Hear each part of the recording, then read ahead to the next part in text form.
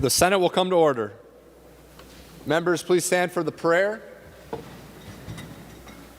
Today's chaplain is our Senate chaplain, Pastor Mike Smith from Redeeming Love Church in Maplewood. And following the prayer, please remain standing for the Pledge of Allegiance. Good morning, Senators. You are being prayed for on a regular basis, and we are praying that God will just bless you. Lord, we are all aware that we are in a season of significant change. We know that it is on its way. In this last year, Lord, the Twin Cities in particular has been the focus of our nation. And it seemed to many in the nation that we were the epicenter of destruction. But today, Lord, we declare and we pray that the Twin Cities is the epicenter of restoration. Lord, we will not be known as an epicenter of violence, but we pray that we would be the epicenter of the power of kindness. Whereas in the past, some have said that there was an epicenter here of vengeance, but we say that we are an epicenter of your forgiveness, where we have been in the focus of our nation as an epicenter of racism and rejection. I pray that we will be, from this moment on, an epicenter of repentance and reconciliation. We will not be an epicenter of judgment, Lord, but we pray that we would be an epicenter of mercy. We would not be the focus of brokenness, but we pray that we would be the focus of wholeness and healing. Where we have been filled with tension, frustration, I pray that we will be filled with peace and confidence. And where there has been resentment, we pray, God, that there be a revival of love. Lord, we thank you that we have freedom to protest and to stand and make our voices known. But Lord, may we recognize also the power of prayer and make our voices heard in heaven. And Lord, where there has been brokenness of our human depravity, I pray for abounding grace. I pray for the power of expectancy and hope. I pray for joy that would fill our hearts, that peace would be within us, that there would be unity instead of division. Lord, I pray that in the place of anger and intolerance, that we hold in our thoughts kindness and patience. And Lord, give us the power of grace that would overcome the obstacles that would face us as a government. Lord, the power of love is so much greater than hate. And so fill our hearts with that hope and love. And Lord, I thank you for the power of blessing that is so much greater than any curse. With that in mind, we pray, bless Minnesota. Bless our state. Bless this place, Father. Fill the halls of this place with awareness of your tangible love. I pray for our staff, the people who help us with government, that they would know, God, the significance of their purpose and meaning. And may we never give up. May we endure to see the breakthroughs that are coming because of your glory and your love. Lord, we pray this now with thanksgiving. Amen.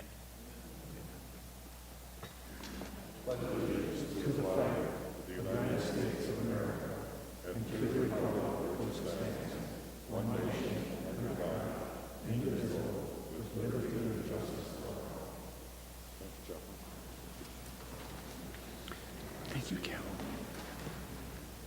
Always appreciate your friendship. Thank you, sir. Appreciate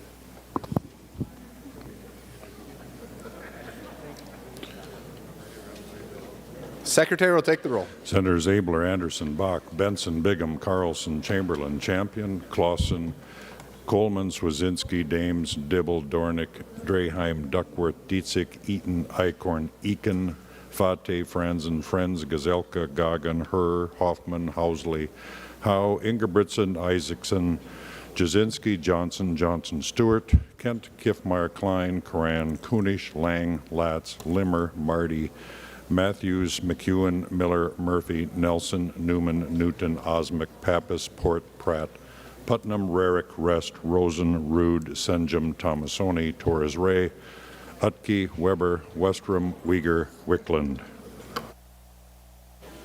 Pursuant to Rule 14.1, the following members intend to vote under Rule 40.7.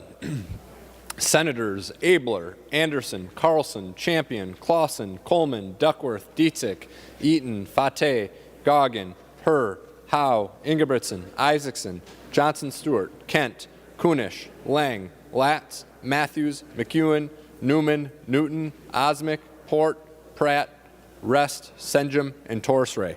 A quorum is present. Members, we will begin today on the Senate addendum.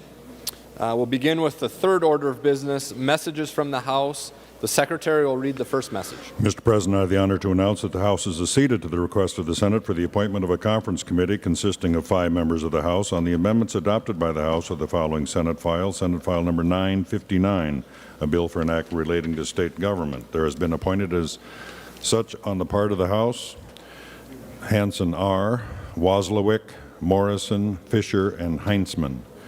Senate File number 959 is herewith returned to the Senate. Patrick Duffy Murphy, Chief Clerk, House of Representatives. There's no action required on that message. The Secretary will read the next message. Mr. President, I have the honor to announce that the House has acceded to the request of the Senate for the appointment of a conference committee consisting of 5 members of the House on the amendments adopted by the House of the following Senate File number 970, a bill for an act relating to public safety. There has been appointed as such committee on the part of the House, Mariani, Becker, Finn, Moeller, Frazier, and Miller. Senate File number 970 is herewith returned to the Senate. Patrick D. Murphy, Chief Clerk, House of Representatives. There's no action required on that message. The Secretary will read the next message. Mr. President, I have the honor to announce that the House refuses to concur in the Senate amendments to House File number 1684, a bill for an act relating to transportation. The House respectfully requests that the conference committee of 5 members be appointed thereon. Hornstein,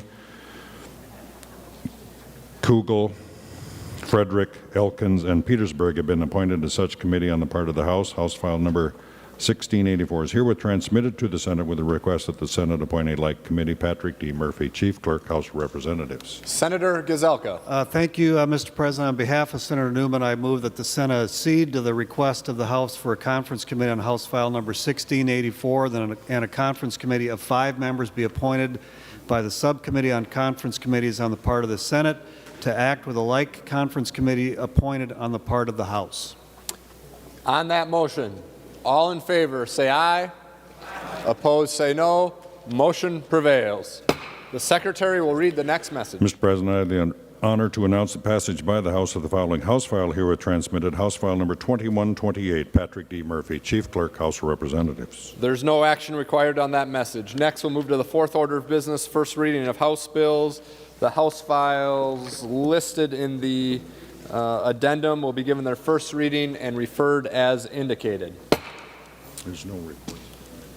We will now start working off the Senate agenda for the day with the fifth order of business, reports of committees. Senator Gazelka. Mr. President, I move the committee report printed in the agenda be adopted. Discussion on that motion. Seeing none, all those in favor say aye. Aye. Opposed say no. Motion prevails. Next, we'll move to the seventh order of business, second reading of House bills. The Secretary will read the House file number. House File number 991. Second reading.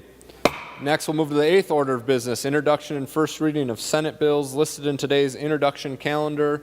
Our Senate file numbers 2471 through 2476. These Senate files are given their first reading and referred as indicated. Next, we'll move to the ninth order of business, motions and resolutions. We have a few authors' motions listed in the agenda. We'll take these authors' motions as one motion. All those in favor say aye. Aye. Opposed say no. Motion prevails. Remaining under motions and resolutions, Senator Gazelka. Mr. President, I move for a brief recess for the purpose of appointing a conference committee. On that motion, all in favor say aye. Opposed say no. Motion prevails. The Senate's in recess.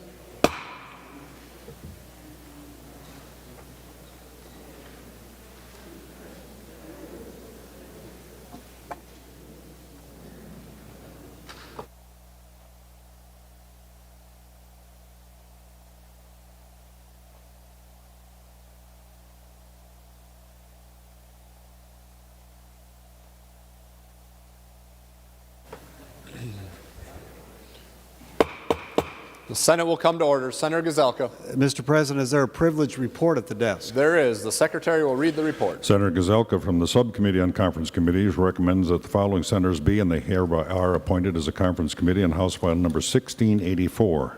Senators Newman, Jasinski, Howe, Osmic, and Bigham. Senator Gazelka moves that the foregoing appointments be approved. Discussion on the Gazelka motion read by the Secretary. Seeing none, all those in favor say aye. Opposed say no. Motion prevails. Remaining under motions and resolutions, Senator Gazelka. Mr. President, I move that House File Number 729 be taken from the table and given its second reading. On that motion, all in favor say aye. Aye. Opposed say no. Motion prevails. The Secretary will give the House file its second reading. House File Number 729. Second reading. Senator Gazelka. Mr. President, I move that an urgency be declared within the meaning of Article 4, Section 19 of the Constitution of Minnesota with respect to House File Number 729, and that the rules of the Senate be so far suspended as to give House File Number 729 its third reading and placed on final passage.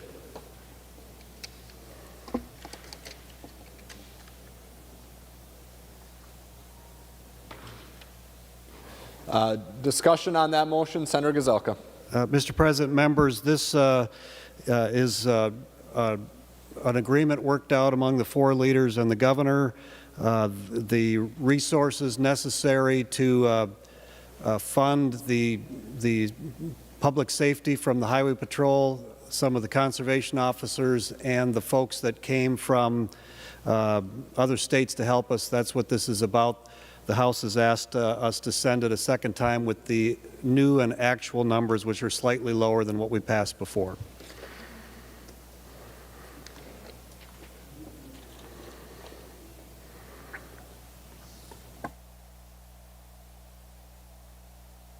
Discussion on House File 729.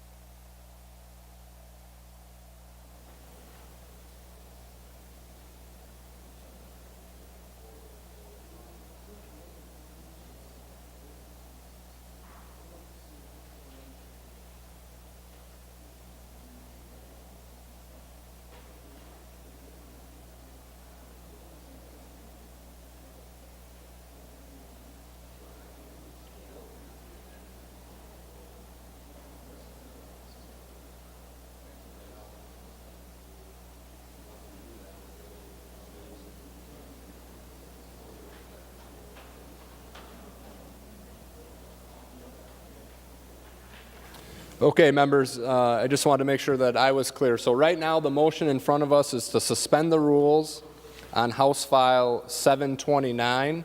Is there any discussion on the Gazelka motion to suspend the rules on House File 729? Senator Gazelka. Mr. President, I would like a comment from somebody on the other side of the aisle. Senator Frentz. Thank you, Mr. President, and thank you, Senator Gazelka. Members, the vote to suspend follows roughly the same logic as when the bill came through previously. And at this point, Senator Gazelka, as we're talking just about the suspension of the rules, I think that's the limit of the comments I'm going to make. Thank you, Mr. President. So members, we're on a vote to suspend the rules. Just so everybody's clear, we need a 2/3 majority or 45 votes in order to suspend the rules. Senator Gazelka. Mr. President, I will ask for a roll call. A roll call will be granted. Any other discussion on the suspension of the rules? Seeing none, the Secretary will take the roll.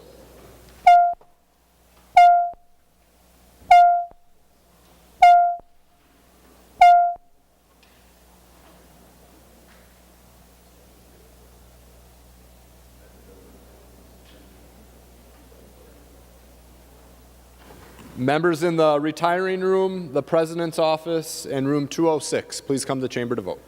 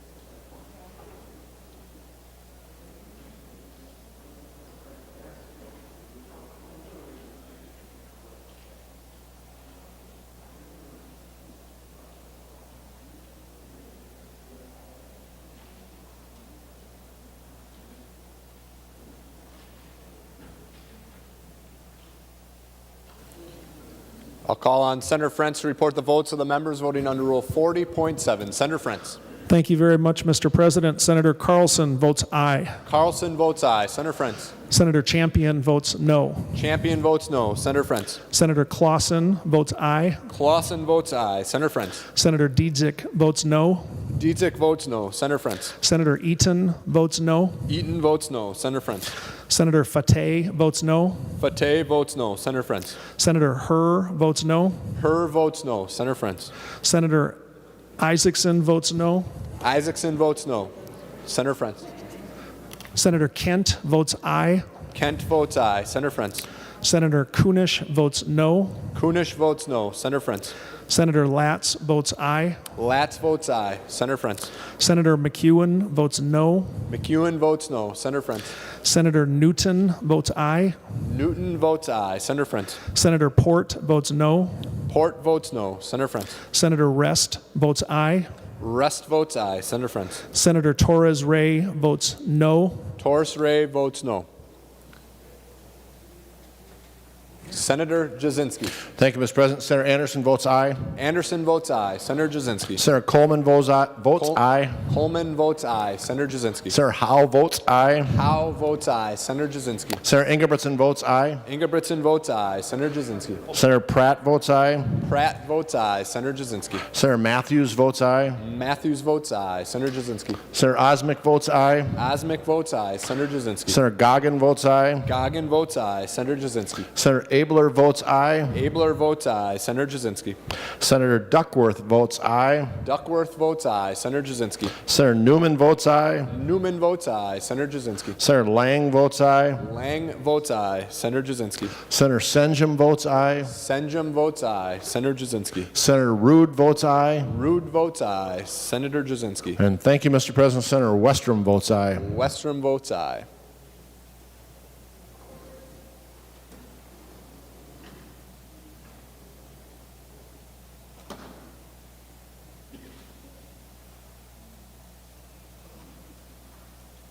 Senator Frentz. Thank you, Mr. President. Senator Johnson Stewart votes no. Johnson Stewart votes no.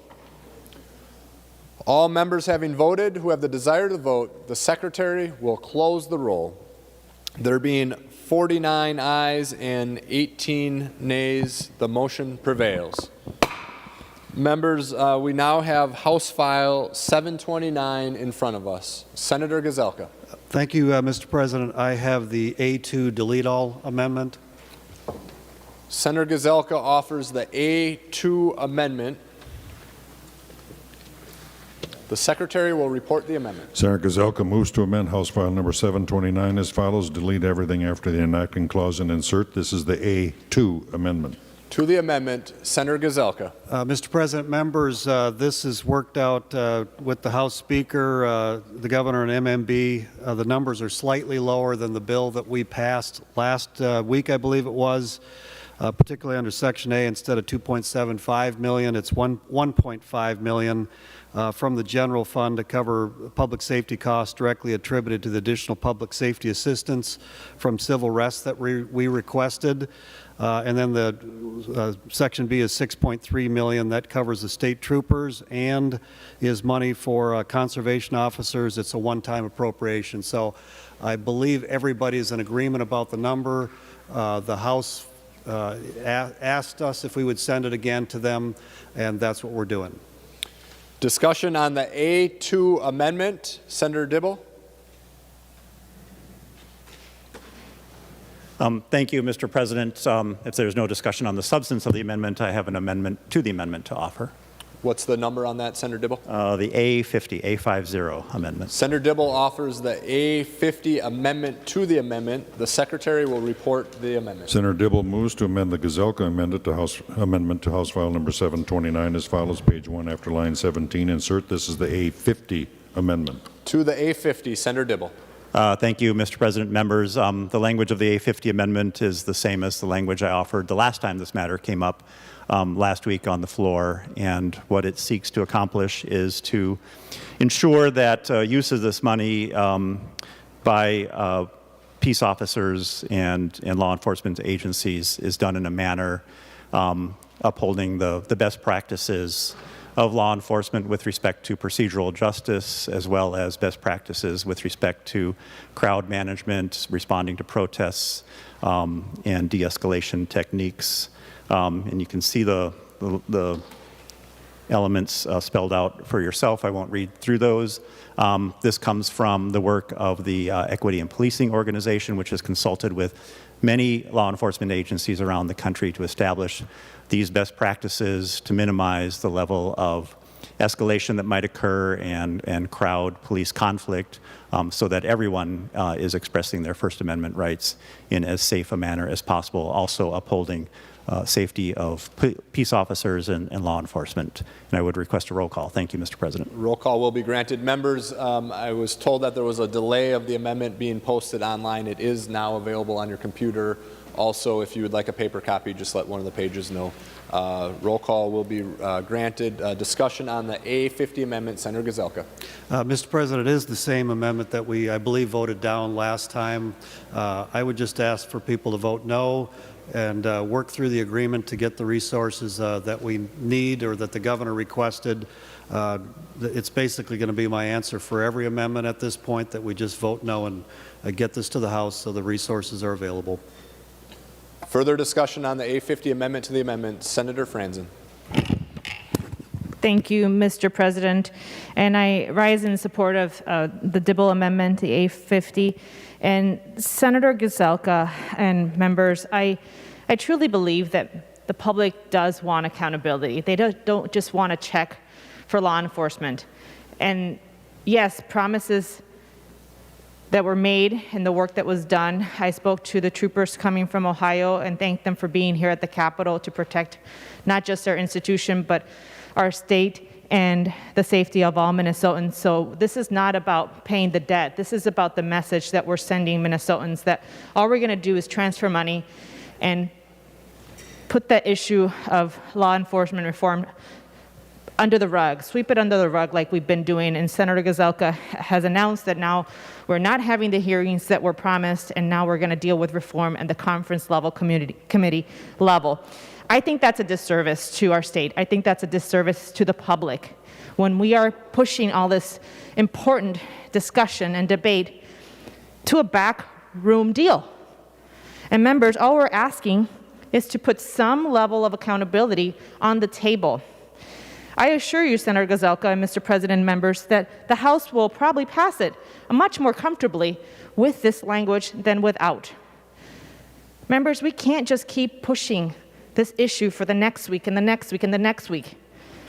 Last time I checked is April 27th, and we are out of session May 17th. Conference committees have not been announced of when they're going to start meeting. We're going to have only one member of the minority party in that conference committee when it comes to public safety and judiciary. Is that the way we're going to legislate and deal with the big reforms that our state is asking of us? And again, remind members that it's not just about Minnesota. It's about our country. And I keep making this argument. You're missing the moment. And members and Senator Gazelka, I refuse to say we're just not going to take an amendment. Just leave it to me. I'll take care of this in conference committee, behind backroom deal, when everything else is going to be on the table related to our state budget. It's not only a poor way and poor process, it's disrespectful of the process of the legislature that all of us with elected certificates and elected officials have been sent here to represent Minnesotans who feel unsafe in their communities throughout. This amendment just puts some parameters of how we should conduct ourselves, at least opens the door to have these conversations. I have a letter, and I don't have it as a handout, but community organizations and small businesses signing on to an open letter calling for police accountability legislation. It talks about the following bills that they want to see the Minnesota legislature pass: limit traffic stops, establish civilian police oversight councils, improve officer accountability, white supremacy ban, mental health response, restrict no-knock warrants, body camera video. All of these have been things that the public wants us to pass. But we failed to address them in a simple amendment to just say, treat people with respect, with dignity. Treat the public and the media like you would your neighbor, and they have rights to cover protests, and they shouldn't be thrown in jail. They're part of the media. That happened in Minnesota. That happened in Brooklyn Center. Some of them were harmed, physically injured. And I'm not saying it was on purpose, but we at least have to have some parameters and a message to our media and the public that we care about your safety, and we want to make sure that you're treated with dignity and respect, and that we're going to take this issue seriously and we're going to vet it on this floor. Not in a conference committee, not between 3 or 4 leaders, but with all of us, with our input and our amendments. So members, please consider voting for the A50 amendment. I am planning to vote for this bill without this amendment because we owe those law enforcement officers who were here to protect Minnesotans. But I voted against the motion to bring this bill forward out of protest because this language is missing, because we are continually told to wait till tomorrow for this debate. And Mr. President, Senator Gazelka, I'm tired of waiting for tomorrow. So please listen to Minnesotans. Please listen to senators in this chamber. And please give these bills that I mentioned a thorough hearing in committee with deliberations and with testimony from stakeholders. Thank you, Mr. President. Further discussion on the A50 amendment to the amendment. Senator Gazelka, followed by Senator Murphy. Senator Gazelka. Yeah, thank you, Mr. President. Members, so we might as well go through what happened, a series of events. You know that the governor, the trial, was concerned that we would have riots and a lot of destruction if we didn't have an adequate police force. He asked for those resources. We did not want it to go to the city of Minneapolis proper, but rather directly to some of those other groups. We passed a version of his SAFE bill and sent it to the House. They could not get that done. They could not pass that bill over there. We then put another package together, the law enforcement LEO bill for resources, and sent that over to the House. They couldn't get that done.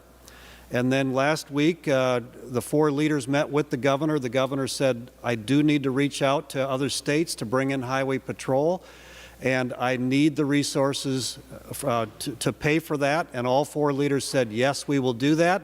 And we sent a bill last week, and the House the other body, could not get that done. And so we have now the accurate numbers of what actually the expenses were from MMB and the governor's team, and the House is asking us to send this version over that they can pass. It won't be amended. It'll be what we send over there. And so that's what we're doing here. Now, we've had great debates with the Judiciary Omnibus Bill about things that could be added here that did not make it. And we do have the Judiciary Conference Committee. The agreement between the House and Senate is already there that they're going to be meeting every day. And so there's going to be a lot of potential conversations about public safety, police accountability, and all the issues that the House and Senate will work through. This is simply answering a request from the governor and the speaker, and it's simple, it's clear, and I'm simply asking no on these amendments so that we can follow through with the promise we made. Further discussion on the A50 amendment, Senator Murphy. Thank you, Mr. President and members, and thank you, Senator Gazelka, for that more thorough explanation. I have been seeking a better accounting for the need for this appropriation since it first came to us, I guess, about a week ago. It is a lot of money, and I appreciate that you have been in a conversation with the governor, with the minority leader of this body, and with the leadership in the other body, and you may have a better appreciation for how this money will be spent, but as a member of this body, I have yet to see a detailed accounting of the ways in which this money will be used. That gives me pause, and it is why I'm not voting for this today. But I will ask you to reconsider your lack of support for Senator Dibble's amendment. I can anticipate and name right now the ways in which we in Minnesota will continue to encounter protest and potential unrest, whether it is the sentencing of former Officer Chauvin, the protests that continue to occur in Palisade and up north around Line 3, the trial of law enforcement officers, former law enforcement officers this summer, whatever follows in the wake of the killing of Daunte Wright. And I think this body should be crystal clear that the ways in which law enforcement in Minnesota have been interacting with peaceful protesters is inadequate. And so while we do not have a good accounting of the spending of this money, I do think this body should send a clear message to the other body and to the governor and to Minnesotans that we do not tolerate what we saw happen again in Minnesota with a show of force and a disregard for the health and well-being of people, Minnesotans, raising their voice in protest. And by adding the language that Senator Dibble has proposed in this amendment, we are sending that clear message. And we have the power and the authority in this body to act independently. I appreciate the hard job of making an agreement, Senator Gazelka, but I think the balance of this body is asking you to consider our leadership. And I would ask you to accept Senator Dibble's amendment and ask members to vote yes. Thank you, Mr. President. Further discussion on the A50 amendment, Senator Gazelka. So the clear message of this bill is that we support the fact that we needed the police from other states and from other communities and the National Guard, frankly, to help us keep the streets safe. And I was very critical of the governor last year and the mayor of Minneapolis for not reacting quick enough with the riots and all that happened after the tragic death of George Floyd. 1,500 buildings or businesses damaged or destroyed, a precinct, and we haven't lost a precinct, I believe, since the 1800s in America, and fear and buildings burning everywhere. So what did we learn from that? Well, the governor requested resources this time that he did not last time. And so when we had another tragic death of Daunte Wright, in the very beginning of it, there were 50 businesses damaged or destroyed, and it felt like the same kind of momentum But this time around, there was adequate police and adequate highway patrol, adequate guard, and they stopped all the lawlessness. And so there is a place for protest that we all support, but there is no place for acts of violence and rioting, and we all need to agree to stop that. And that's what this bill was about, agreeing that we cannot allow rioting to happen. Protest, yes, rioting, no. And this was the cost of making sure we had the adequate resources. And so we have been, since that tragic day, the death of George Floyd, we have worked on police accountability. We passed the most comprehensive police accountability bill ever in Minnesota last July.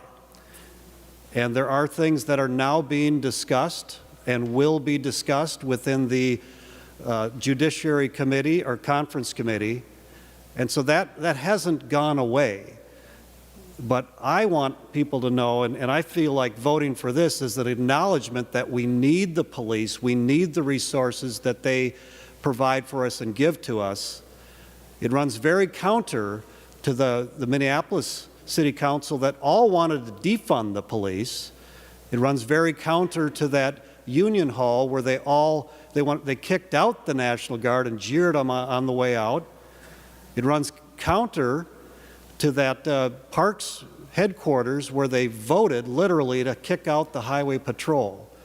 But I think things are shifting. I think positively the fact that we know that we have to keep the streets safe and it takes well-trained police and National Guard. You have the mayor of Minneapolis that vetoed what that park board did. So there's an awareness, and it is listening to the entire state of Minnesota. Be open to plucking out the bad apples, but make sure we're thanking the police and that we have enough police and National Guard to do the job of keeping every community across Minnesota safe. Further discussion on the A50, Senator Dibble, followed by Senator Franzen. Thank you, Mr. President. I wasn't going to speak again to the amendment because I think the amendment speaks for itself. But I just wanted to be sure that anyone listening to this debate didn't infer from Senator Gazelka's comments that somehow this amendment is in keeping with supporting lawlessness and rioting and that sort of thing, because that's what his comments sounded like. I would just invite everyone to read the amendment and just let everyone know that the language of this amendment and these principles were developed in conjunction with law enforcement agencies and in partnership with community to avoid the very kinds of things that Senator Gazelka describes, which everyone agrees is not good for anyone. When businesses are destroyed, particularly those small businesses, those mom and pops that are started by the citizens of communities like mine, many of them people of color, many of them from the immigrant community and the like, that leaves us all worse off. And I'll just add parenthetically that numerous attempts on this floor to help bring relief to those individuals have been patently and without any explanation dismissed out of hand, other than reading the comments outside of this chamber to other constituencies building on resentments against people who live in Minneapolis. So this amendment upholds all of the values that we share in this chamber, using the highest standards of procedural justice, something that Colonel Matt Langer talks about a lot, treating people with dignity and respect, upholding fundamental human and civil rights, giving citizens voice during encounters, being neutral in decision-making, conveying trustworthy motives, and using best practices in de-escalation, partnering with communities in crowd management that is widely recognized as fundamental to keeping the peace, that the police are working in conjunction with leaders and others to communicate proactively with those who are expressing their First Amendment rights, who have a sense of grievance of what has occurred in their community and to members of their community. Expressly affirming First Amendment protections. Hopefully we all support First Amendment protections in this chamber. defining what a crowd management event is so that we know exactly what we're responding to when we're not calling things riots when they are not, specifying the conditions that warrant crowd dispersal so that we're not using non or less lethal or tear gas unnecessarily, antagonizing and creating unwarranted tension, constraining the use of force so we're not arresting, I don't know, reporters when they're reporting on events, mandating medical assistance for injured party, a bottom line threshold, something we should be doing, permitting the observation and recording of police and demonstrators, again, just a fundamental right of citizens to observe and record their public servants while they're serving the public. Coordinating joint action and training for mutual aid, so making sure that other jurisdictions that are coming into a particular area are well coordinated and are upholding the same values and procedures and principles. Ensuring peace officer accountability, again, a baseline threshold, something we should all expect, and protecting peace officer and public health. Again, looking out for the interests of law enforcement and the public all at the same time. So I just wanted to be sure that we had a really clear understanding that we're not advocating anything that's outside the main or marginal in any way. This is a very, very common sense proposal. Thank you, Mr. President. Further discussion on the A50 amendment to the amendment. Senator Franzen.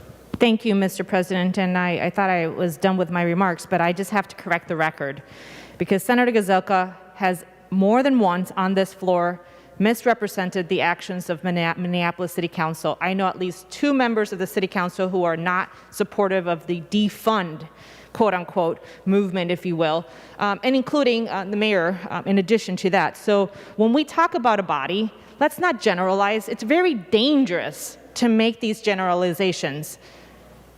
We're not about chaos. We're trying to bring accountability, something sensible as accountability that we can all agree upon in a bipartisan way and manner.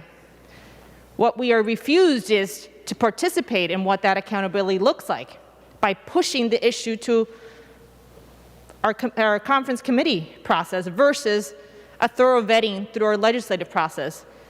So, Mr. President and members and Senator Gazelka, you keep talking about what we passed, sweeping legislation back in the summer, June, July area time frame, after the tragic murder, because now it's legally a murder of George Floyd. And yes, we made a great step forward. But I don't think anyone would think that would be the last step. We left a lot of legislation on the table because it needed more vetting. Vetting that should have happened this legislative session, but that the chair of the Judiciary Committee didn't take up. And members, that's their prerogative. Chairs can decide what bills to bring forward. My only hearing was in one committee, so thank you, Mr. Senator Abler, for hearing and including some of my provisions in your division. But this is not how the legislature and the Minnesota Senate has worked in the recent memory, where we are denied our bills from being heard, we are denied our ideas to percolate and to get public input, and then we get to the end of session and we're told we have no time. Well, that's convenient. That's convenient for a political agenda, but not for the time that we're in. And again, members, we are looked upon as a case study on police and law enforcement accountability. I've mentioned my father and my father-in-law were both law enforcement officers. So this is not against people serving in the National Guard or people serving and coming to Minnesota from Ohio and Nebraska to help us out when all eyes are in Minnesota. And yes, it could have been much worse. But accountability was served in the courts, and now it needs to happen in the legislature. And all we're asking is to consider some ideas, and all of these are actually things that are already happening. There was I mentioned before last week a memo from the Minnesota State Patrol where they have a press release out acknowledging what happened in Brooklyn Center, making changes in their practices. So we're basically agreeing with them in this amendment by talking about the constraining the use of force, by specifying conditions that warrant crowd dispersal, by precisely defining crowd management events, by expressly affirming First Amendment protections, and by partnering with communities on crowd management and to use best practice to de-escalate. Why is this so radical? Why is this so radical, I ask? So members, let's be careful how we characterize this debate, because we are not talking about chaos. We're not for lawlessness. We are for accountability. And we're asking Senator Gazelka and members of the majority party to thoroughly vet these bills, and don't pat yourself on the back because you are not done with your job. And you have until May 17th to do so. So members, I encourage a green vote on the 850 to further support our law enforcement, to give them parameters, and to walk with them, to innovate what law enforcement and police reform looks like for our state and for our country, to be an example. But I refuse to keep being told that our voices don't matter and that this is going to be solved at the 11th hour of the last day of session by only a handful of people in the room. That is not democracy. That is not fairness. That's not equity. And that is not accountability. Thank you. Further discussion on the 850, Senator Gazelka. Just one brief comment. To circle back, this was a governor request and a request from the Speaker that we are trying to work with. Wasn't meant to be a big conversation about some of the other things that we are wrestling with. Members, we're on the A50 amendment to the amendment. The Secretary will take the roll.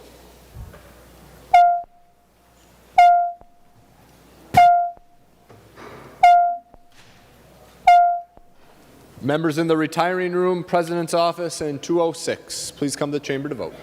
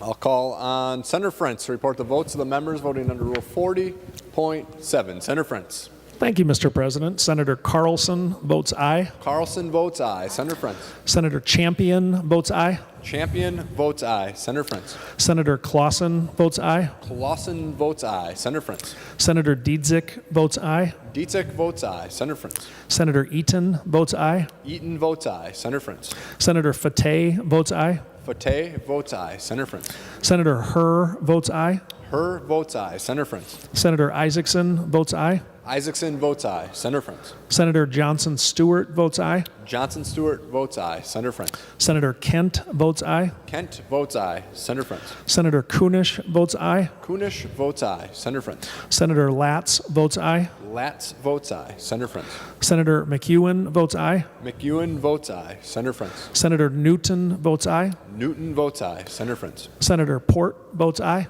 Port votes aye. Senator Frentz. Senator Rest votes aye. Rest votes aye. Senator Frentz. And Senator Torres Ray votes aye. Torres Ray votes aye. Senator Jasinski.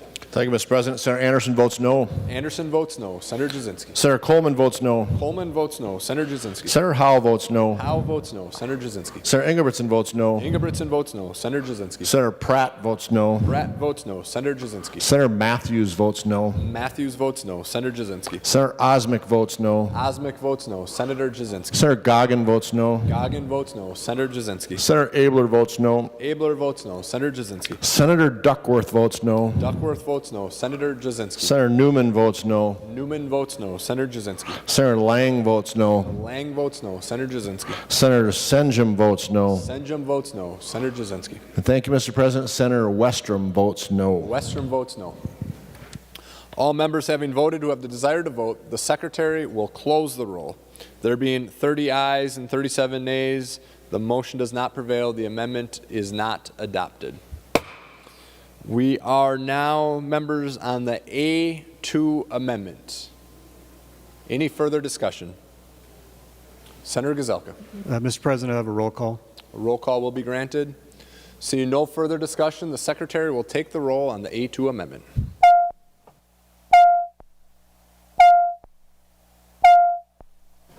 Members in the retiring room, President's office, in 206, please come to the chamber to vote.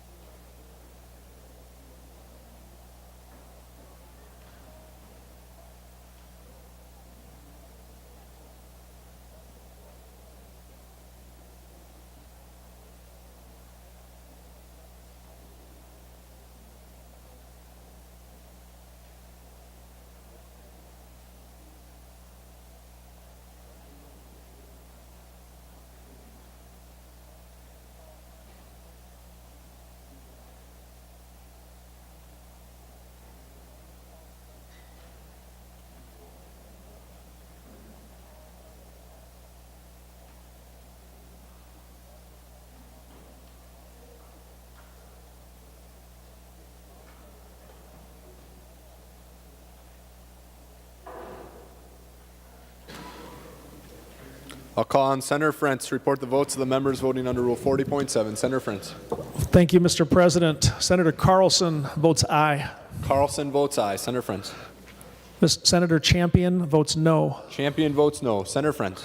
Senator Clausen votes aye. Clausen votes aye. Senator Frentz. Senator Dietzick votes no. Dietzick votes no. Senator Frentz. Senator Eaton votes no.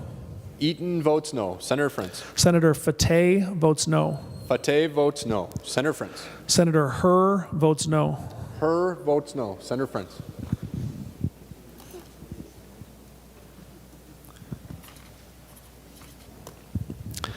Senator Johnson Stewart votes no. Johnson Stewart votes no. Senator Frentz. Senator Kent votes aye. Kent votes aye. Senator Friends. Senator Kunish votes no. Kunish votes no. Senator Friends. Senator Isaacson votes aye. Isaacson votes aye. Senator Friends. Senator McEwen votes no. McEwen votes no. Senator Friends. Senator Newton votes aye. Newton votes aye. Senator Friends. Senator Port votes no. Port votes no. Senator Friends. Senator Rest votes aye. Rest votes aye. Senator Friends. Senator Torres Ray votes no. Torres Ray votes no.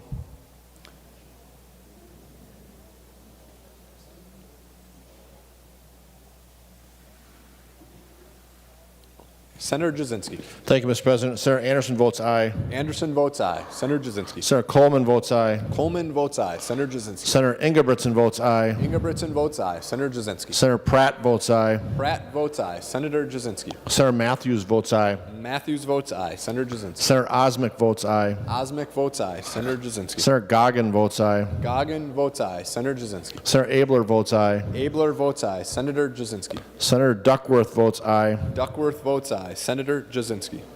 Senator Newman votes aye. Newman votes aye. Senator Jasinski. Senator Lang votes aye. Lang votes aye. Senator Jasinski. Senator Senjum votes aye. Senjum votes aye. Senator Jasinski.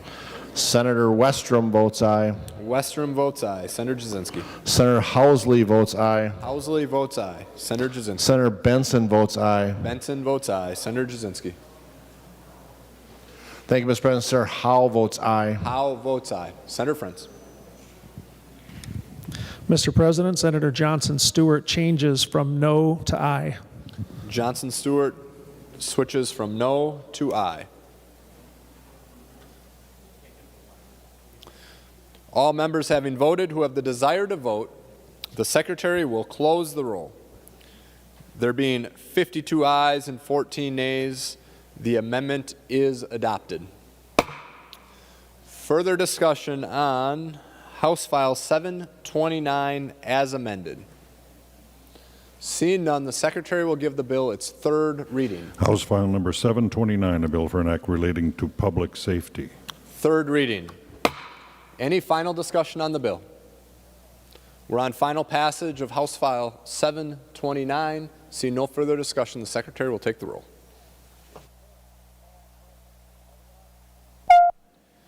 Members in the retiring room, the President's office, in room 206, please come to the chamber to vote.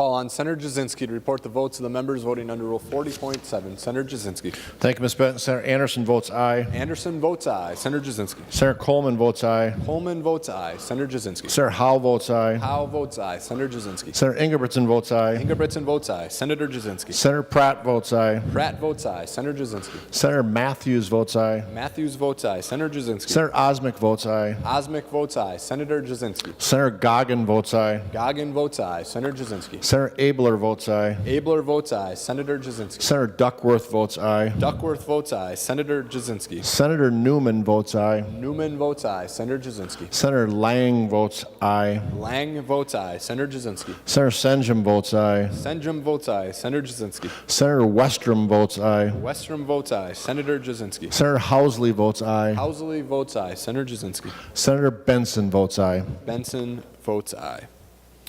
Senator Friends. Thank you, Mr. President. Senator Carlson votes aye. Carlson votes aye. Senator Friends. Senator Champion votes no. Champion votes no. Senator Friends. Senator Clausen votes aye. Clausen votes aye. Senator Friends. Senator Dietzick votes no. Dietzick votes no. Senator Friends. Senator Eaton votes no. Eaton votes no. Senator Friends. Senator Fateh votes no. Fateh votes no. Senator Friends. Senator Herr votes no. Herr votes no. Senator Friends. Senator Isaacson votes no. Isaacson votes no. Senator Friends. Senator Johnson Stewart votes aye.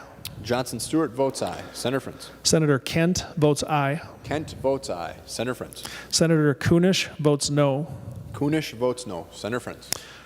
Senator Latz votes aye. Latz votes aye. Senator Friends. Senator McEwen votes no. McEwen votes no. Senator Friends. Senator Newton votes aye. Newton votes aye. Senator Friends. Senator Port votes no. Port votes no. Senator Friends. Senator Rest votes aye. Rest votes aye. Senator Friends. Senator Torres Ray votes no. Torres Ray votes no. All members having voted who have the desire to vote, the Secretary will close the roll. There being 52 ayes and 15 nays, the bill is passed and its title agreed to. Remaining under motions and resolutions, Senator Gazelka. Mr. President, pursuant to Rule 26, I designate the following bills be made for special orders for immediate consideration. The sheet with the two bills is on your desk, members. Members, the first bill up for consideration is number 108 on general order, Senate File 1279. Senator Rosen. Thank you, Mr. President. Senate File 1279, members, is the fentanyl and heroin same weight threshold. This is a very narrowly focused bill because drug overdoses are continuing to rise, according to MDH.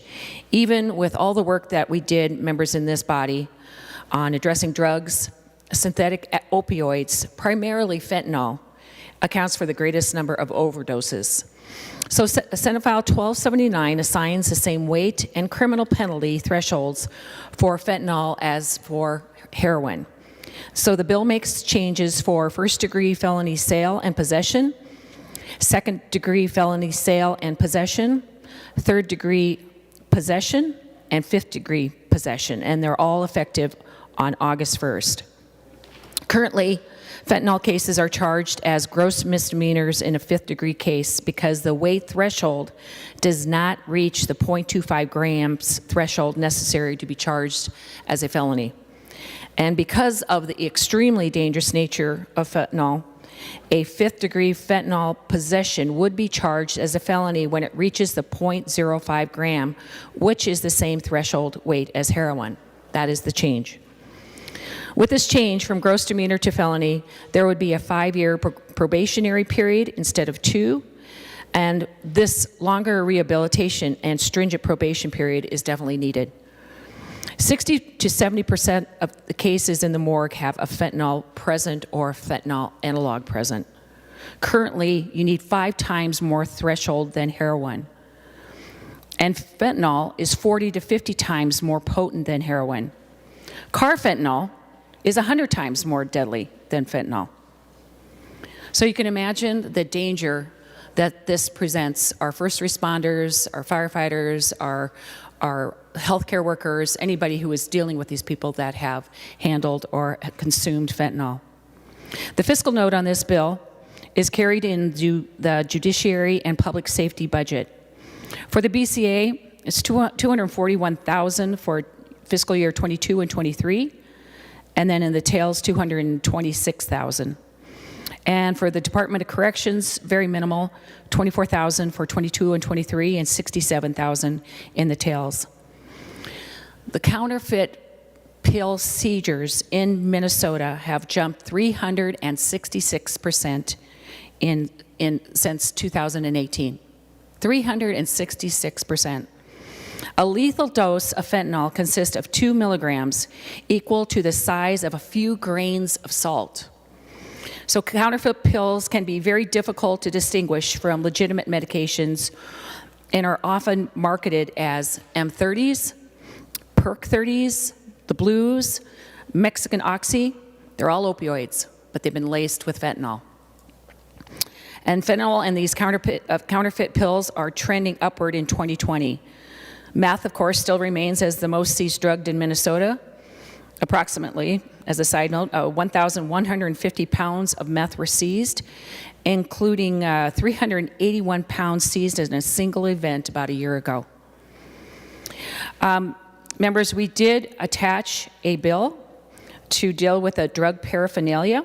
It was an amendment in finance, and it was Senator Fateh's, and it basically uses the strips to detect the presence of fentanyl or fentanyl analog in a controlled substance.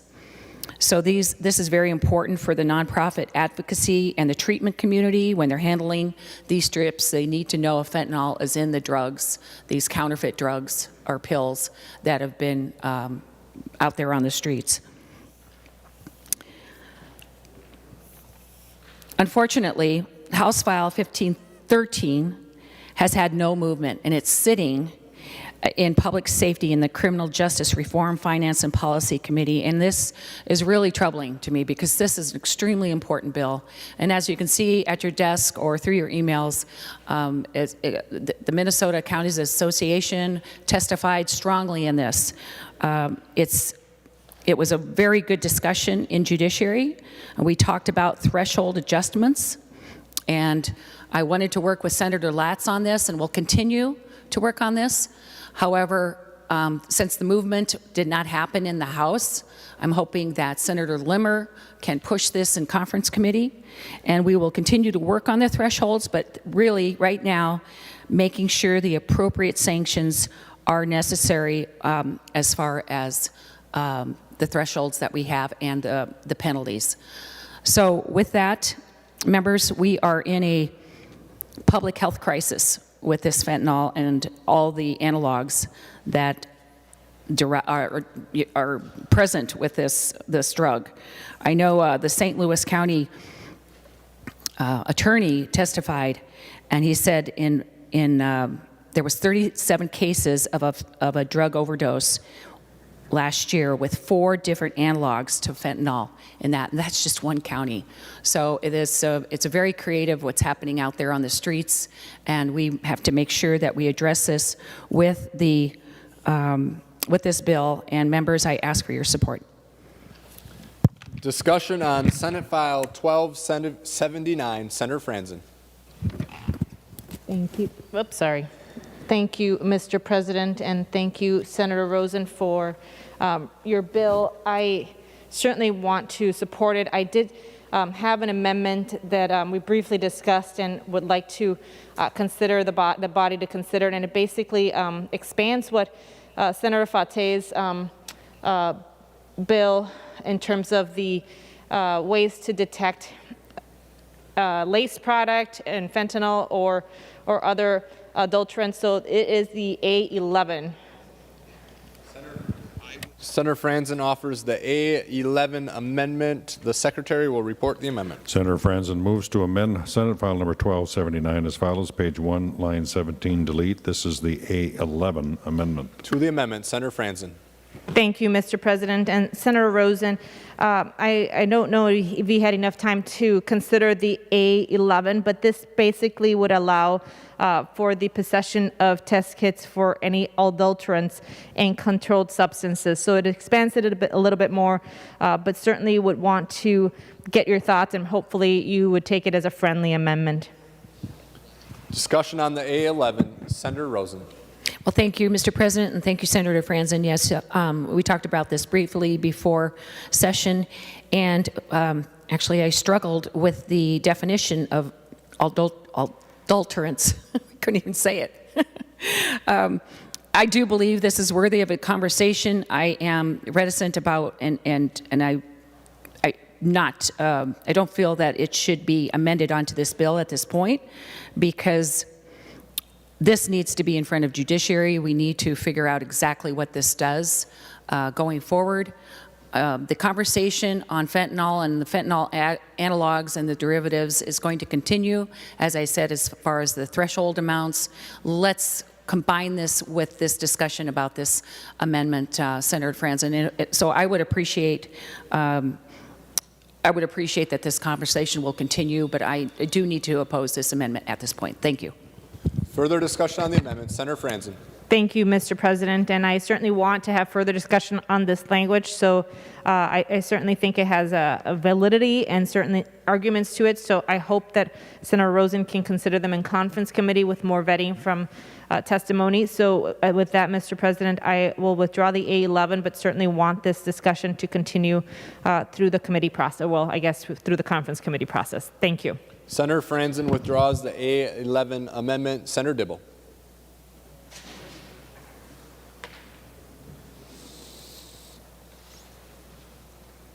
Thank you, Mr. President. I have an amendment as well, the A12 amendment. Senator Dibble offers the A12 amendment. The Secretary will report the amendment. Senator Dibble moves to amend Senate File Number 1279 as follows, page 1 after line 6, insert. This is the A12 amendment. To the amendment, Senator Dibble. Thank you, Mr. President. This is just a simple amendment making cannabis legal. I hope Senator Rosen takes this as a I'm just kidding.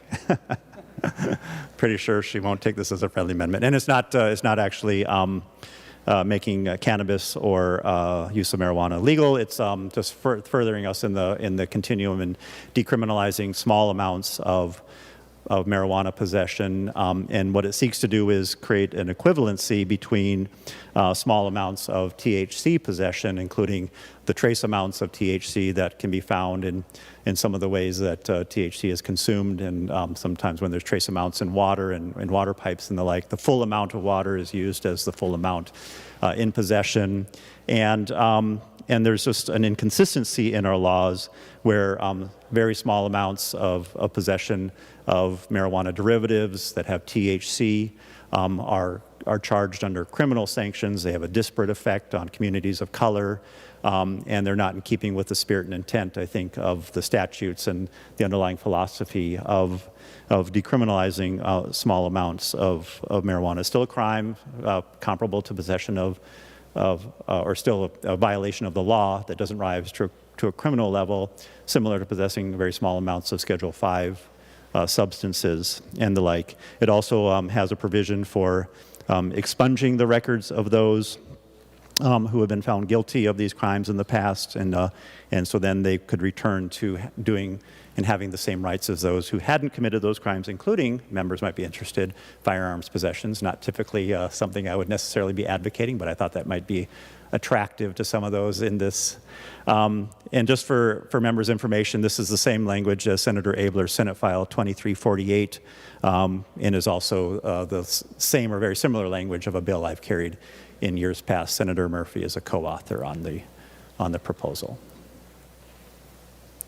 And with that, Senator Rosen isn't jumping to her feet to embrace the amendment, and so, Mr. President, I will withdraw the amendment. Senator Dibble withdraws the A12 amendment. Any further discussion on Senate File 1279?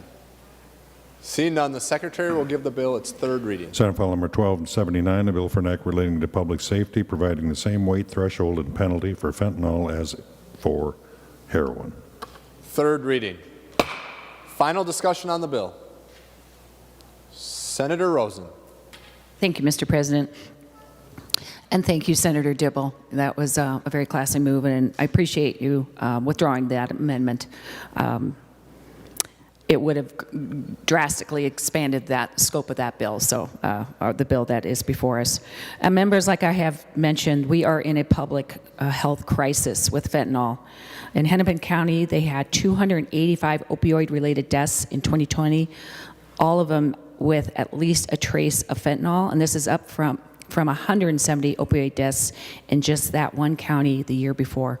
And it doesn't matter if you're in Hennepin County, you're in Stearns County, St. Louis County, Rock County, Waseca, fentanyl is everywhere. So this is a very important bill, very important tool to make sure we get this right. And we need to stop the war on drugs here. So thank you, members. I appreciate your support on this bill. Members, we're on final passage of Senate File 1279. See no further discussion. The Secretary will take the roll. Members in the retiring room, President's office, in room 206, please come to the chamber to vote.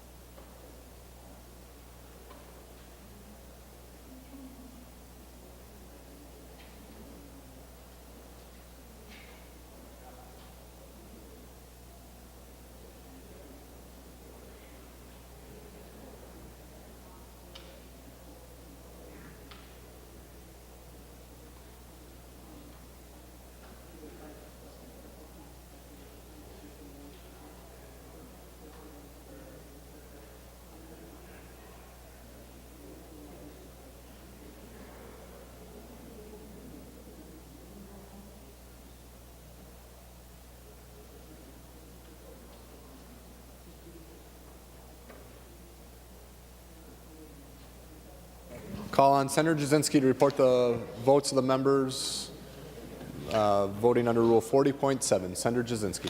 Thank you, Mr. President. Senator Anderson votes aye. Anderson votes aye. Senator Jasinski. Senator Coleman votes aye. Coleman votes aye. Senator Jasinski. Senator Howe votes aye. Howe votes aye. Senator Jasinski. Senator Ingebrigtsen votes aye. Ingebrigtsen votes aye. Senator Jasinski. Senator Pratt votes aye. Pratt votes aye. Senator Jasinski. Senator Matthews votes aye. Matthews votes aye. Senator Jasinski. Senator Osmic votes aye. Osmic votes aye. Senator Jasinski. Senator Goggin votes aye. Goggin votes aye. Senator Jasinski. Senator Abler votes aye. Abler votes aye. Senator Jasinski. Senator Duckworth votes aye. Duckworth votes aye. Senator Jasinski. Senator Newman votes aye. Newman votes aye. Senator Jasinski. Senator Lang votes aye. Lang votes aye. Senator Jasinski. Senator Senjum votes aye. Senjum votes aye. Senator Jasinski. And thank you, Mr. President. Senator Westrom votes aye. Westrom votes aye. Senator Frentz. Thank you, Mr. President. Senator Bigham votes aye. Bigham votes aye. Senator Frentz. Senator Carlson votes aye. Carlson votes aye. Senator Frentz. Senator Champion votes aye. Champion votes aye. Senator Frentz. Senator Clausen votes aye. Lawson votes aye. Senator Frentz. Senator Dietzick votes aye. Dietzick votes aye. Senator Frentz. Senator Eaton votes aye. Eaton votes aye. Senator Frentz. Senator Fateh votes no. Fateh votes no. Senator Frentz. Senator Isaacson votes aye. Isaacson votes aye. Senator Frentz. Senator Johnson Stewart votes aye. Johnson Stewart votes aye. Senator Frentz. Senator Kent votes aye. Kent votes aye. Senator Frentz. Senator Herr votes aye. Herr votes aye. Senator Frentz. Senator Kunish votes no. Kunish votes no. Senator Frentz. Senator Latz votes aye. Latz votes aye. Senator Frentz. Senator McEwen votes no. McEwen votes no. Senator Frentz. Senator Newton votes aye. Newton votes aye. Senator Frentz.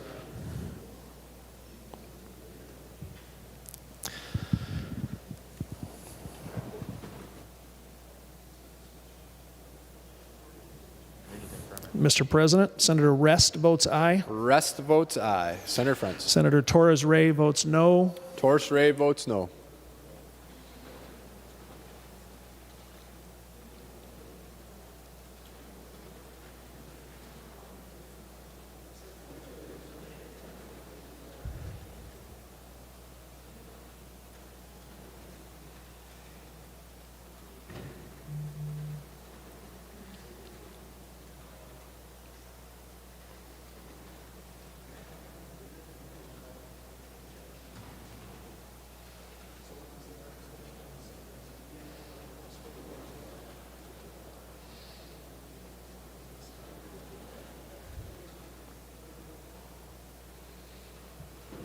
Senator Frentz. Thank you, Mr. President. Senator Port votes aye. Port votes aye. All members having voted who have the desire to vote, the Secretary will close the roll. There being 62 ayes and 5 nays, the bill is passed and its title agreed to. The next bill up for consideration is number 109 on general order, Senate File 1160, Senator Rosen. Thank you, Mr. President. Senate File 1160 is the telehealth bill, and the general definition of that is the use of electronic technology to provide health care and services to a patient when the provider is in a different location. The original telemedicine bill, I should say, was my bill, and it was back in 2015. And Senator Clausen, Senator Nelson, Senator Eakin, and Senator Lori were the chief authors. I'd like to thank our co-authors, or excuse me, they were the co-authors. I'd like to thank the co-authors this year, Senator Clausen, Senator Nelson, and Senator Klein, and Senator Benson. And a special thank you to Senator Benson for her, she's going to be carrying this in the conference committee, the HHS conference committee. She carried the weight of the hefty fiscal note in her omnibus bill, which you'll see on Thursday, and she's been a very great resource. We've done a lot of the negotiations together, and I really appreciate her involvement and her expertise. Currently, all 50 states have a definition for telehealth, telemedicine, or both. 50 states have Medicaid program reimbursement for live video. 21 states have Medicaid reimbursement for remote patient monitoring or telemonitoring as it's listed in the bill. 27 states reimburse service to the home, and 26 states reimburse services in the school-based setting, and 18 states reimburse Medicaid for the store and forward technology. Senate File 1160 is cleaner and an updated and clarifying version of what we passed in 2015. We're on the 6th engrossment, members. So it's been through many, many committees, many, many eyes on this in this floor. And I just want to state that current law from 2015, parity for private coverage is current law, and allowing audio communication is current law. Just wasn't used until COVID hit last year. So we are changing that in the statute. And for the record, MA coverage is not current law. The important changes of this bill is we define a healthcare provider, any licensed or registered healthcare provider practicing within their scope of practice. The coverages are not limited based on geography, location, or distance of travel. That was changed from 2015. There's no language in here to require telehealth. And it prohibits provider from requiring specific telecommunication technology or equipment as a condition for coverage, and they must follow the HIPAA standards. MA coverage of services delivered by telehealth is in here, and removes the current coverage limitation of 3 telemedicine services per enrollee per calendar week. It also permits the commissioner to establish criteria for the safety and efficacy of delivering a particular service through telehealth. And it also prohibits a health carrier from creating a separate network or providing incentives to enrollees. And this is something that is opposed by the health plans, I will say that. However, because of their opposition, we did put in the language, you must have reasonable medical management techniques, and this is their current language, but it's still not quite right for the plans.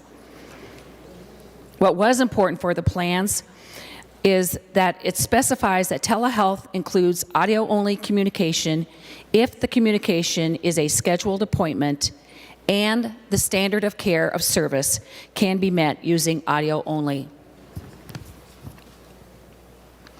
Changes along the way from when this bill first started is telemonitoring was put into that. It requires MA to cover telemonitoring if the service is medically appropriate based on the recipient's medical condition or status, and if it would prevent admission or readmission to a hospital, emergency room, or nursing facility. It's also covered if the recipient is capable of operating the device or has a caregiver to operate the device. And it must be located in a suitable setting for the service. This is extremely important, members, when it comes to chronic conditions like diabetes, COPD, but also really important for well baby checkups, the pregnancies. So this is definitely the way of the future and a very important healthcare delivery tool. We included medication-assisted therapy, that an examination can be done through telehealth.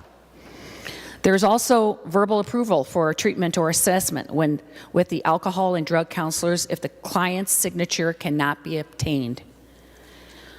For mental health case management, services may be provided as face-to-face contact, either in person or through interactive video. And for target case management, a lot of discussion on that.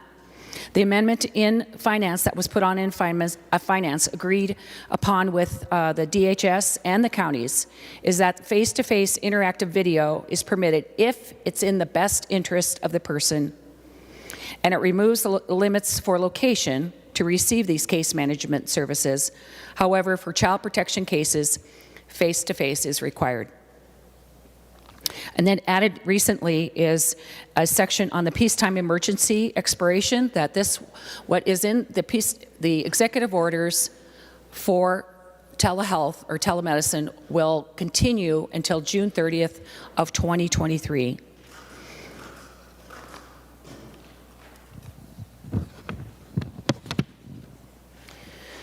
We also had, because of some of the issues dealing with parity and value-based outcomes and network adequacy, we could not come to agreement with the stakeholders as far as how to move forward.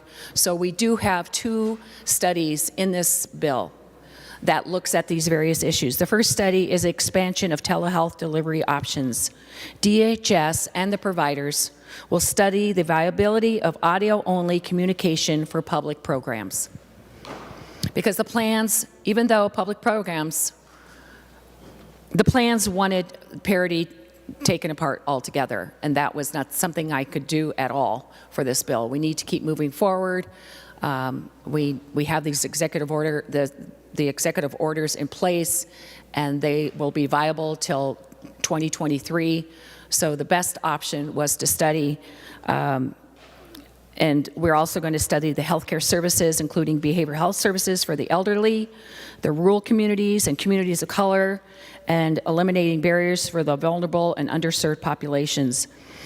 This study needs to be completed by December 15th of 2022, and of course the appropriate jurisdictions in this body and in the House will be apprised.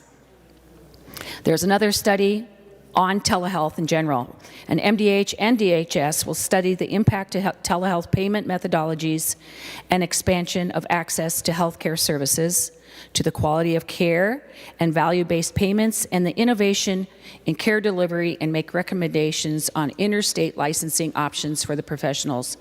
That report is due by February 15th, 2024.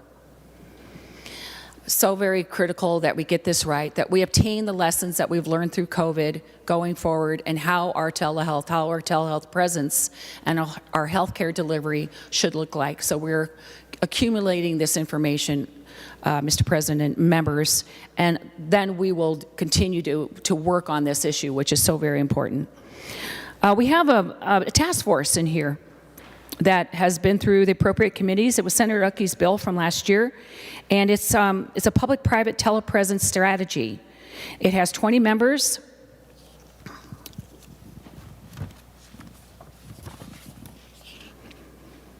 It has, of course, 2 senators, 2 members of the House.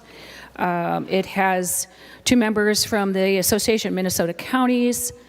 It has a member from the Minnesota American Indian Mental Health Advisory Council, a member from the Minnesota Medical Association, who is a primary care provider practicing in Minnesota, 1 member appointed by NAMI, a member appointed by the Minnesota School Board Association, from the Hospital Association that represents the hospital's emergency departments, 1 member appointed by the Minnesota Association of Community Mental Health Programs to represent rural community mental health centers, 1 member appointed by the Council of Health Plans, 1 member from a rural nonprofit foundation with expertise in delivering health and human services via broadband, appointed by the Blandin Foundation, and 1 member representing child advocacy centers appointed by the Minnesota Social Service Association,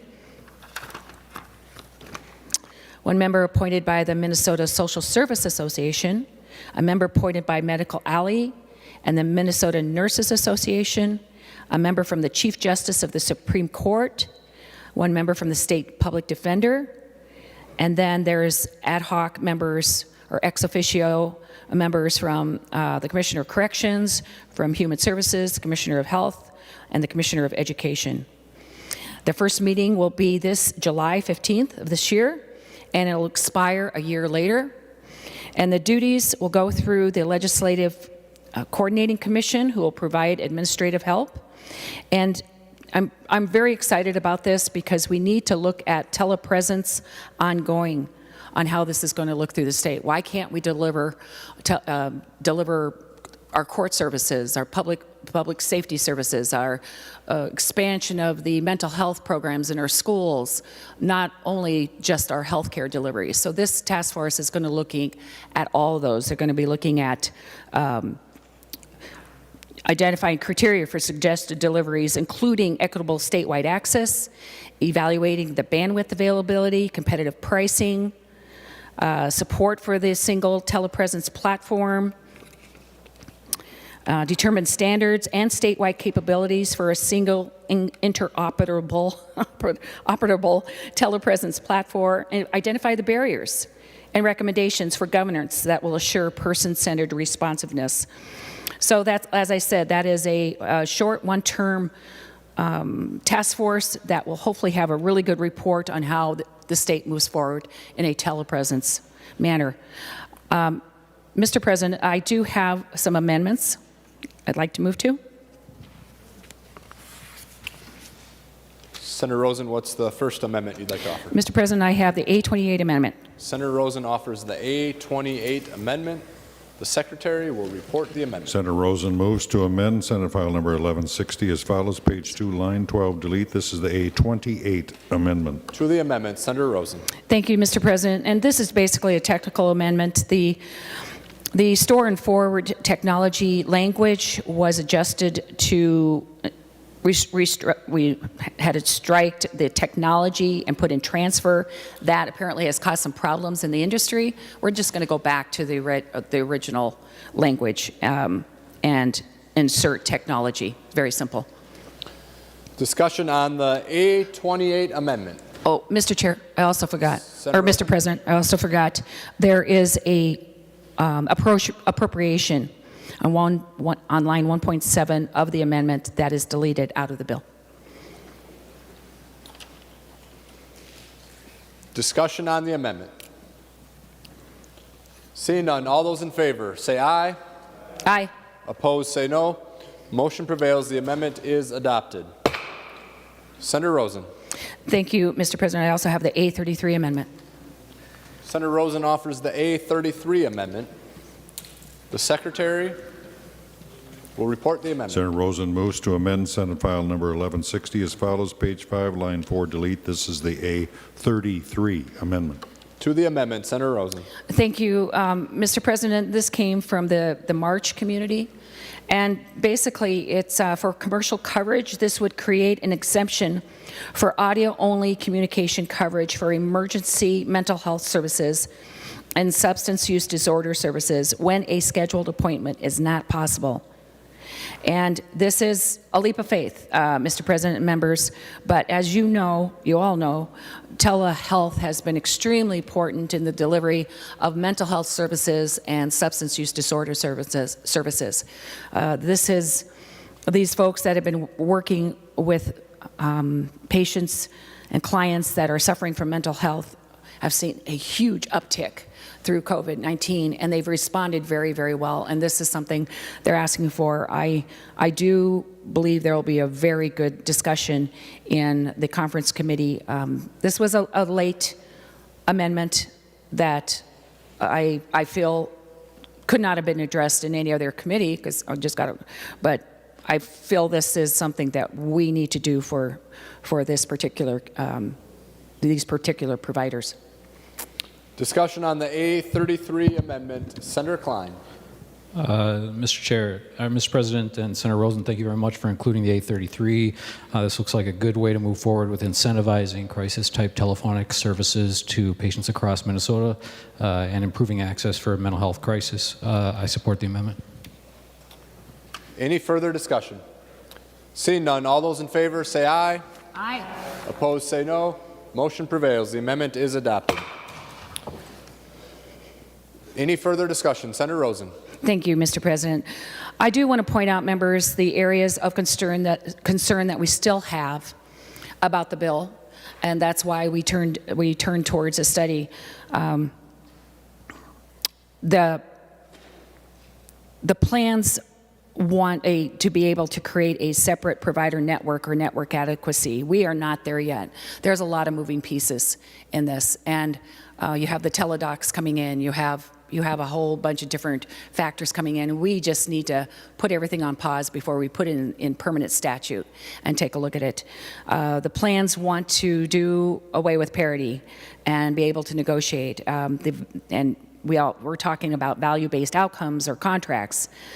And these payments would be based on access, quality, innovation, and value to the patient, no matter what way the care is provided. That sounds really good, but it is also very problematic because I'm worried about the small providers that don't really have the power behind them to negotiate. And there's already value-based negotiations. I mean, you know, it's already existing. So The plans want to negotiate with providers, and the business groups want value-based accountability and contracts, and I feel like we just couldn't come to agreement. So as I said, we kind of mirrored up to what the House is doing, and we're taking a look at it through the lens of a study.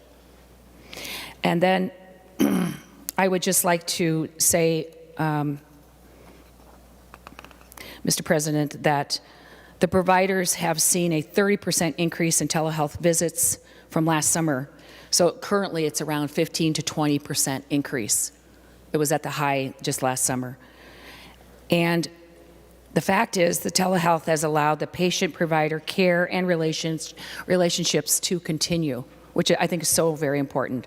A survey from the COVID-19 Healthcare Coalition showed that 80% of the people who use telehealth reported patient satisfaction. 70% of the people expect to access virtual care post-pandemic. 78% felt their health concerns were addressed with telehealth. And 50% responded a delay in care. They responded that they would have a delay in care if telehealth was not available. And these findings are consistent across age, insurance type, and urban and rural status. Telehealth has clearly shown to improve access to care. A press release from the medical director of the Mayo Clinic Center said the experience with telehealth during the COVID-19 pandemic has opened everyone's eyes at the potential to deliver health care in a much more safe and convenient way. So, as I said, it's extremely critical for our mental health delivery and our substance use delivery.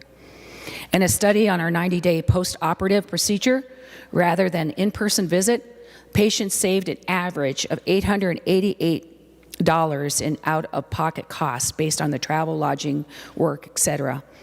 And the reimbursement for telehealth visits was cost neutral to the payers, but the savings to the patients are considerable.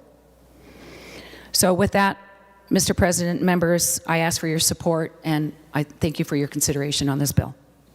All right, members, I have a list of 3 members so far. Senator Kiffmeyer, followed by Senator Klein, followed by Senator Marty. Senator Kiffmeyer. Thank you, Mr. President and members. I do rise in support of Senator Rosen's telehealth bill, Senate File 1160. And I want to commend you, Senator Rosen. Your knowledge and experience on this area is incredibly valuable. This is a comprehensive approach. I appreciate the task force, the studies, the procedures laid out, the thoughtfulness that is within. That is so very important. COVID has this one silver lining that I think we can all see and value and take advantage of that. I do want folks to know that Senator Rosen in her bill also included, though, that providers who determine that telehealth is not appropriate and they deem that it's important to have an in-person have that choice in this bill as well. And also the patients, enrollees, they have the choice to say, I don't think telehealth is right for me. I want to choose in person. And members, I just want to speak up for the value when you have an in-person visit with your provider. The assessment of how you walk, how you talk, the rotation of your body, how you sit in a chair, how you stand up, all those are valuable clues and very, very important that you often won't get in a telehealth. However, without question, telehealth has such a role and such a place, and I absolutely support this telehealth bill, but I want to let people know for sure that they can also still continue in-person visits and recognize that value and have that choice. So thank you, Senator Rosen, and I ask for a yes vote on Senate File 1160. Thank you. Further discussion on the bill. Senator Klein. Thank you, Mr. President. Thank you, Senator Rosen, for steering this crucial transformation as we emerge from COVID, the pandemic. You know, the patients and people of Minnesota are lucky to have a legislator like yourself pursuing this at a time when it was necessary, and a leader who has sort of engaged all the advocacy groups with respect, and also members from both sides of the aisle working with Representative Dr. Kelly Morrison and her work on this bill as well. I appreciate that this is a first step in what was a necessary and overdue transformation of medical delivery to telemedicine, which was forced forward very rapidly by the pandemic. I appreciate that most of all, at this particular stage, You have stood by the principle of parity, of payment parity between electronic visits and in-person visits. I know that there is some resistance to that, but if we abandon that concept at this point in the process, we will remove all the good incentives that we've established through this last year to try to expand into telemedicine. So it's important that we hold on to that at this point. Long term, I believe this may be an opportunity to sort of reform and rethink how we compensate health delivery altogether, and that will have numerous benefits, but at least at this juncture, it's important that we continue with payment parity. The crises and difficulties with healthcare delivery are known to us all and fall into 4 categories: the cost of health delivery, the equities and disparities that we have in healthcare outcomes, access to healthcare quality, or excuse me, to healthcare delivery, especially by people in rural areas and remote areas, and quality insurance across healthcare delivery. The transformation to telemedicine has the potential to improve all 4 of these categories, but it also has the risk that if we are not thoughtful and vigilant, that we will step backwards in all of these areas. With regards to equity, of course, telemedicine may improve our access to remote services, particularly for mental health, where there are few providers in rural areas. It may improve our access to communities of color and communities of poverty who might not have the means to get into an in-person visit. But that will only happen if we're vigilant about expanding broadband access across the state and ensuring that we purposefully expand telemedicine to reach communities of color and populations who may be suspicious of healthcare delivery. In terms of quality, there are numerous innovations going through with telemedicine. In my own field of hospital medicine, we're looking at telemonitoring after hospital discharge. There's just numerous innovative tools and ways that this could improve quality outcomes in healthcare delivery. There is the risk, as Senator Kiffmeyer alluded to, that we risk a possible loss of human connection as we move towards telemedicine. It is not a cure-all, and it must be balanced thoughtfully with what must be done in person by a practitioner. And with regards to cost, again, we maintain payment parity at this point in the telemedicine bill, but long term it is my hope, and I was working with Senator Rosen on offering an amendment where we would use this transformational moment to change our reimbursement of healthcare delivery to a more value-based and quality-based and experience-based type reimbursement system. I still believe that has value. I still believe we should vision around that and try to compensate on the things we want to achieve in healthcare. Improved maternal outcomes in communities of color after childbirth, improved patient experience, more efficient wait times, and so forth. We compensate around those things and we will receive the outcomes that we pursue. And this, because it is a transformational time in healthcare, this is the opportunity to do that. So I'll continue to work with you, Senator Rosen, on those ideas. I thank you for the bill, and I urge a green. Further discussion on Senate File 1160 as amended. Senator Marty, followed by Senator Benson. Senator Marty. Thank you, Mr. President. And first, I wanted to second a lot of the things that Senator Klein and Kiffmeyer said about the bill. We're in a time of big change, and it's been sped up by COVID, and a lot of good things happening from it. And this bill is designed to make sure we do it the right way and we don't hurt things in other ways. And Senator Rosen, as I mentioned to you, I had an amendment and I did get it redrafted without those 2 lines in it. So, Mr. President, I have the A51 amendment. Senator Marty offers the A51 amendment.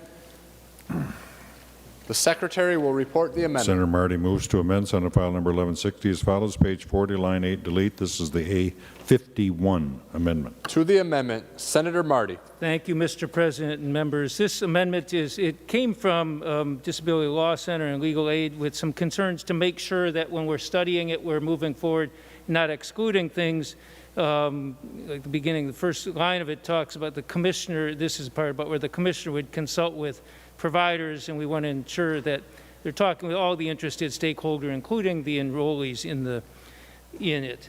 And then the bulk of this, we're talking about several things to make sure are looked at, one of which is the Clause 3 here.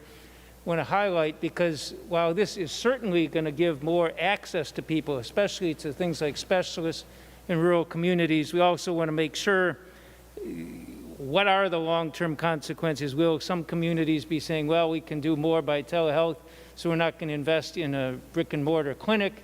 in some towns. And so just to take a look at that, to make sure, the fourth one, that telehealth is medically appropriate to the specific patient, given their condition and the needs of that person.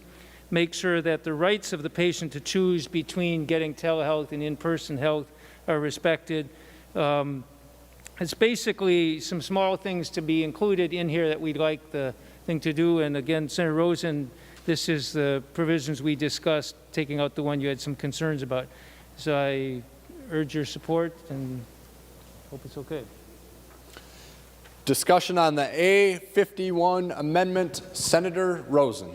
Thank you, Mr. President, and thank you, Senator Marty, for bringing this forward, the A51. We did talk about this. Really appreciate your thoughtful approach to making sure that the study of telehealth is going to have the outcomes and the results and the information so badly needed as far as developing our platform going forward. So with that, Senator Marty, very good work on this.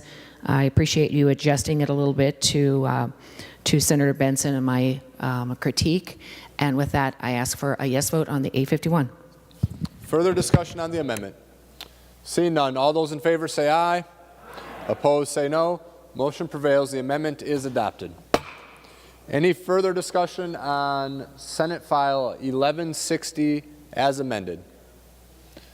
The Secretary will give the bill its third reading. Senate File Number 1160, a bill for an act relating to health care, modifying coverage for health care services and consultation provided through telehealth. Third reading. Final discussion on the bill. Senator Benson.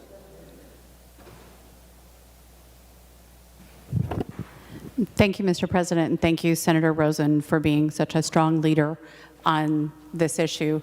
COVID has caused a lot of destruction, but in this case, creative disruption, changing the way healthcare was delivered through telehealth has brought us some really important lessons. We know there is better access for some people for mental health and substance use disorder treatments, and we want to continue learning and improving how care is delivered by being flexible, including audio-only provisions.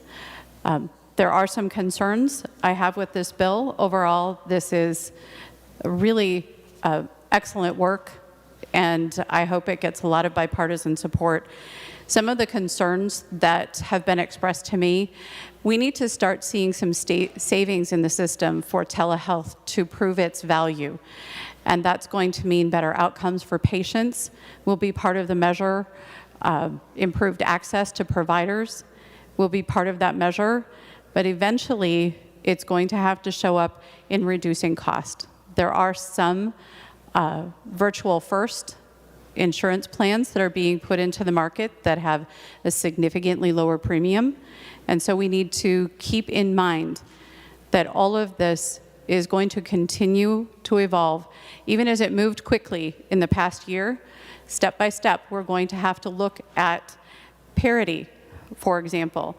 And are we keeping our promise to close disparities and improve access? Are specialists going to be more available in places they never were and get us earlier detection, better outcomes for those patients? Or are we going to put at risk the physical presence of providers in what are now underserved communities? So those are not reasons to stop progress, but they're reasons to include studies and to include sunsets. And so, members, I hope that you will vote yes for this. I hope that you will keep a watch on what happens in telehealth over the course of the next 3 to 5 years. We're going to be back. We're going to keep making changes so that we can get the best value we can with good outcomes, as Senator Klein referenced, for the people of Minnesota. So thank you, Senator Rosen, for your work, and I'll be supporting your bill today. Final discussion on the bill. Senator Wiklund, followed by Senator Nelson. Senator Wiklund. Thank you, Mr. President. I just wanted to make a few comments on the bill. I really appreciate Senator Rosen's work on this bill and the very methodical progress it has made through committees. I think that having the ability to hear from stakeholders throughout the session has led to improvements in the bill, and I appreciate her approach in making that step-by-step process through the session. I definitely have heard from constituents and heard in committee about the increase in access to telehealth and the improvements that people have seen in being able to easily access or more easily access providers during the pandemic by using telehealth. And I think that it is important for us to be reviewing and implementing changes that we see are pertinent for right now, as well as assessing how we need to look into the future to make sure that our laws stay current and that we're looking at the right factors. So as the bill moves forward, just to emphasize some of the areas of concern that I would have that we keep in mind, and they have been kept in mind, and I just wanted to emphasize them in terms of looking at quality of services. Are we seeing that outcomes are in-person outcomes versus the remote access outcomes? Are we seeing that remote access is providing high-quality services? Access to technology, is it equitable across geographies and different communities in our state? Access to the appropriate technology, and what's in place for, I've heard a lot about how important it is to have access to audio-only services, and that's something that we need to keep in mind and has been kept in mind so far.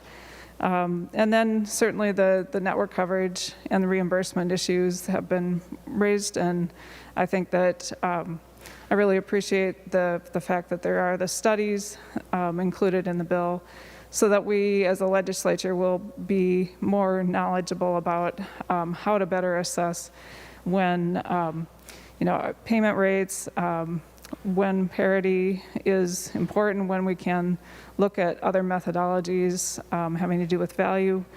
And I appreciate that the studies are there so that we will be gathering a lot of data on these particular factors. And then lastly, I guess just the nature of the work that we're doing to extend the program modifications to a date that's far enough out in the future so that patients know that they will have access through some of these executive order modifications on an ongoing basis while we collect a lot of information, a lot of data, and are able to make better judgments about how to change the programs after that. So I really appreciate Senator Rosen's work, and I look forward to hearing more discussion as the bill moves forward, both as a bill or in the conference committee. So thank you. Final discussion on the bill, Senator Nelson. Thank you, Mr. President. Members, I rise in support of Senate File 1160, Minnesota Telehealth Act. Minnesota was a leader many years ago, not that many years ago, probably about 2014. Senator Rosen led that effort as well, that began the telemedicine, the telehealth, telepresence. And a couple things that come to mind. We must always put the needs of the patient first. That's paramount. And that's what's critical when it comes to critically important health care. And we have seen in the last few years, we have seen our resources develop to allow better and more telehealth, telepresence that can be delivered remotely. We did not have those technological resources years ago. They have continued to improve. And what we have seen over this past year, this pandemic year, is that more and more Minnesotans, perhaps by necessity of COVID lockdowns, but more and more Minnesotans are realizing the value of being able to get the expert care when they need it where they need it. And they're not limited by geography. They're not limited by needing to transport to that specialist or transport to the doctor when maybe they just are having a hard time getting out of bed. The point is, telehealth is a great additional resource for our medical providers and a terrific response for Minnesotans who are able to get sometimes more immediate care. They are able to have greater access without leaving their homes, particularly in some of our more remote areas and particularly in some of our more inclement weather. So this bill is great in that it makes that step forward. And if there's one, there are going to be many lessons that we have learned from this past year or so of the COVID-19 pandemic. And every cloud has a silver lining, and we've seen far too many clouds in the last few months. But one silver lining, I believe, is the advancement and the acceptance and the desire for more telehealth and telepresence. Senator Rosen, I thank you for moving this forward, making sure that we are getting the best health care for our constituents, making sure that constituents have choice, they have convenience, and we have the tools that can help promote that. So thank you, Senator Rosen, as you go forward with this good bill. I think it will be a hallmark, a lasting hallmark of the lessons learned, the good lessons learned through this COVID pandemic. And we know it will not be the last telehealth bill. But it is a good step movement today. Thank you. Any final comments before we go to the author of the bill? Senator Rosen. Thank you, Mr. President.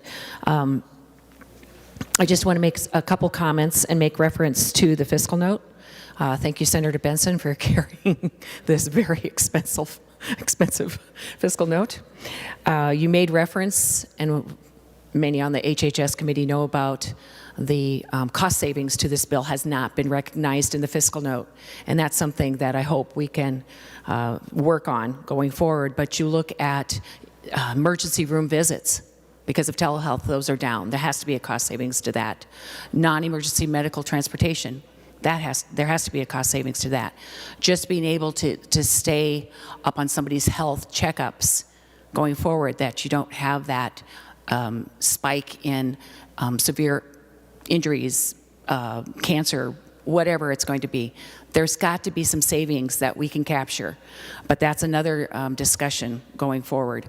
I don't want to put a damper on this bill because it is a very good bill. It has had a tremendous amount of eyes on it, and I'd like to thank everybody in the committee that have been on looking at this bill. And Senator Klein, your comments were especially appreciated. It's great to have a doctor in the House, or in the Senate, I should say. And I'd like to thank DHS too. Even though I've disagreed with some of their assumptions going forward, they have been great to work with. And of course, the stakeholders. A little challenging this year with COVID. You can't pull them around a table and lock the door like you'd like to and hammer this out.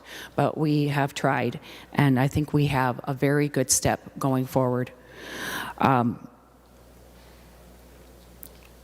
I remember back in 2015, the reason why telemedicine bill was put forth was truly for stroke victims, for strokes in rural communities.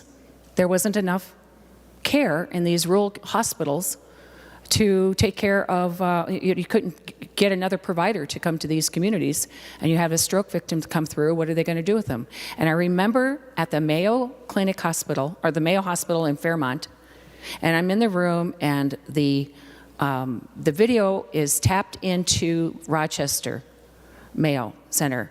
And the video camera was about from me to probably Senator Eichhorn. And I asked him, what did my watch say? And that video could pick up exactly what the time on my watch. It was pretty impressive. So that's why telemedicine started. And you look at the development and what's happened, and because of COVID, really, 6 years of change in this area of healthcare delivery. Digital care delivery is a reality. It's here to stay. And it's not to supplant in-person delivery. We're always going to want that one-on-one, face-to-face. But in those critical areas for the underserved, our elderly, the equity issues, for people that are still afraid of going into a setting where they could be exposed to this pandemic, and just the ease and the efficiency of telehealth, it is really amazing to see what can happen in the next 6 years. So members, I ask for your support, and I thank you very much for your help.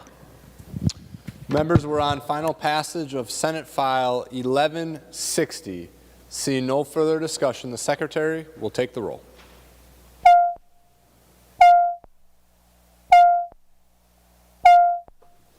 Members in the retiring room, President's office, and 206, please come to chamber to vote.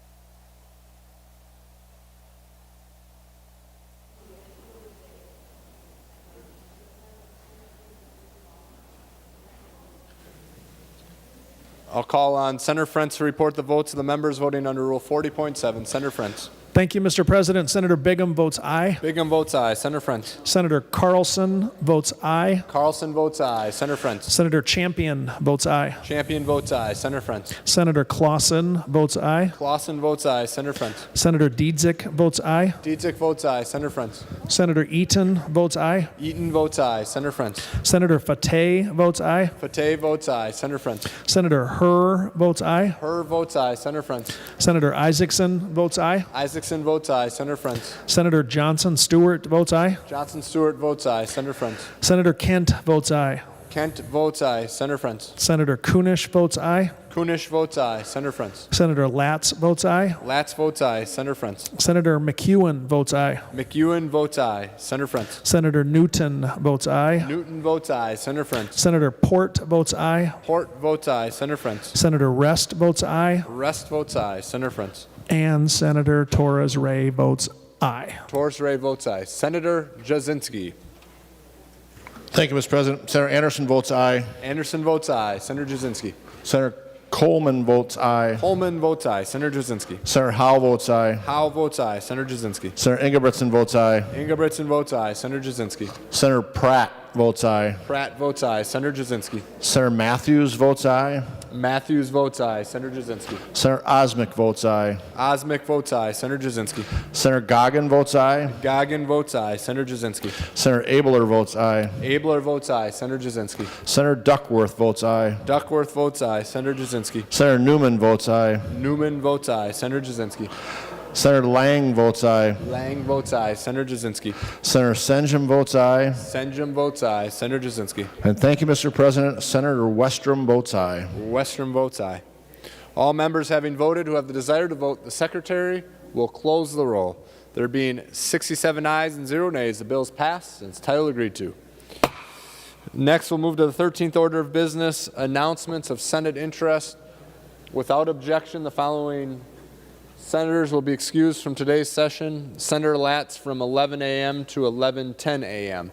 Any announcements of Senate interest? Senator Jasinski. Thank you, Mr. President. I move the Senate do now adjourn until Wednesday, April 28th at 9:30 a.m. Senator Jasinski moves that the Senate do now adjourn until Wednesday, April 28th, 2021 at 9:30 a.m. All those in favor say aye. Opposed say no. Motion prevails. The Senate is adjourned.